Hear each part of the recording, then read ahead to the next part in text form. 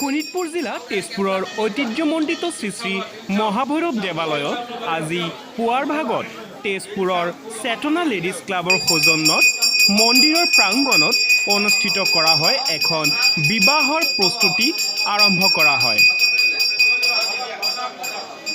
শোণিতপুৰ জিলাৰ যুৱক যুৱতীৰ ইচ্ছাক্ৰমে এই বিবাহৰ কাৰ্যসূচী হাতত লোৱা দেখা যায় আৰু ৩০গৰাকীকৈ যুৱক যুৱতীক সা সুবিধা দিয়া হয় বুলি জানিব পাৰি। এই কাৰ্যসূচীত অংশগ্ৰহণ কৰে জিলা আয়ুক্ত দেৱ কুমাৰ মিশ্ৰ, লগতে উপস্থিত থাকে চেতনা লেডিজ ক্লাবৰ সভাপতি পুষ্পা গোলচা আৰু এই বিষয়লৈ আমাৰ সাংবাদিকৰ আগত কি ক'লে চাওক আমাৰ এই বিশেষ প্ৰতিবেদন।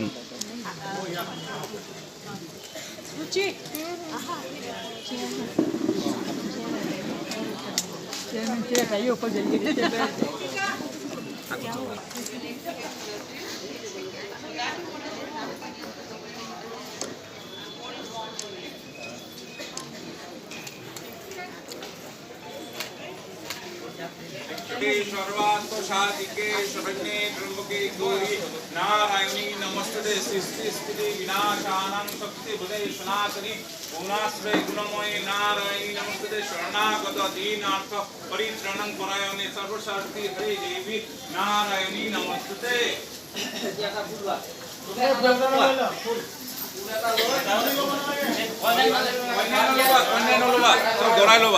আমাৰ আজি বহুত ডাঙৰ কাম হৈছে। আমি 31 কাপলৰ সামূহিক বিবাহ কৰিছোঁ।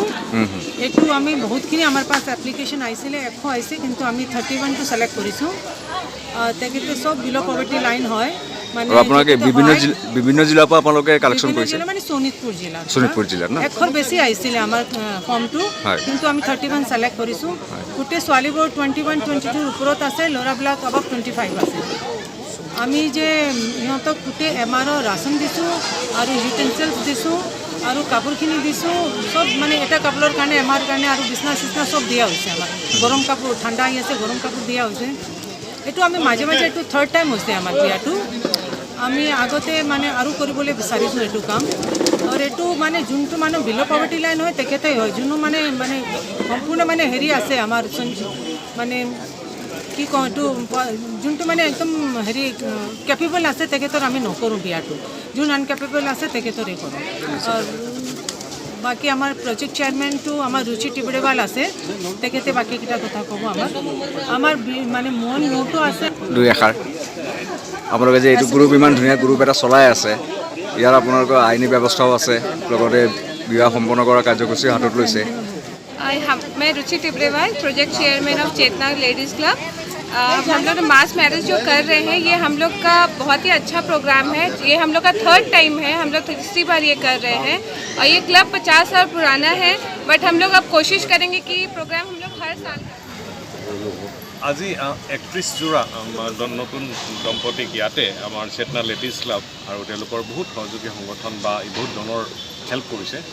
সকলোৰে ইয়াত সামূহিক বিবাহ সম্পন্ন হৈছে আৰু সুন্দৰ পৰিৱেশত মহাভৈৰৱ মন্দিৰ প্ৰাংগণত। এইটো এটা বিৰল মুহূৰ্ত আৰু তেওঁলোকক সকাহ দিয়াৰ বাবে আকৌ চেতনা লেডিজ ক্লাবে ভালেখিনি তেওঁলোকৰ কিছু কাপোৰ বা জুৱেলাৰী বা প্ৰায় 3 মাহমানৰ তেওঁলোকৰ ৰেচন, যাতে তেওঁলোকৰ তৎক্ষণাত অসুবিধা নহয় তেনেকুৱা ধৰণৰ চিন্তাও তেওঁলোকে কৰিছে। প্ৰায়খিনি এটা এটা সুন্দৰ পদক্ষেপ প্ৰায়। আৰু তেওঁলোকৰ এইটো কামত ভালেখিনি ডনৰ ডাটা আগবাঢ়ি আহিছে, যিসকলে তেওঁলোকক সহায় কৰিছে। আমি সকলোকে ধন্যবাদ জ্ঞাপন কৰিছোঁ এই মহান কামৰ বাবে। আৰু তেওঁলোকৰ টাৰ্গেট আছিলে প্ৰায় 51খন বিয়া সম্পন্ন কৰা, আজি 31টা কৰিব পাৰিছে। হয়তো এই পৰৱৰ্তী সময়ত আকৌ তেওঁলোকে আৰু এনেকুৱা ধৰণৰ কাৰ্যসূচী লোৱাৰ কাৰণে হয়তো চেষ্টা কৰিব। সামাজিকভাৱেও হৈছে আৰু মানে আইনীভাৱেও এখন বিয়া আজি সামাজিকভাৱে হৈছে আৰু আইনীভাৱেও এইখিনি ৰেজিষ্ট্ৰেশ্যনৰ কাৰণে তেখেতলোকে ব্যৱস্থা হাতত ল'ব আৰু এই ক্ষেত্ৰত প্ৰশাসনেও সহায়।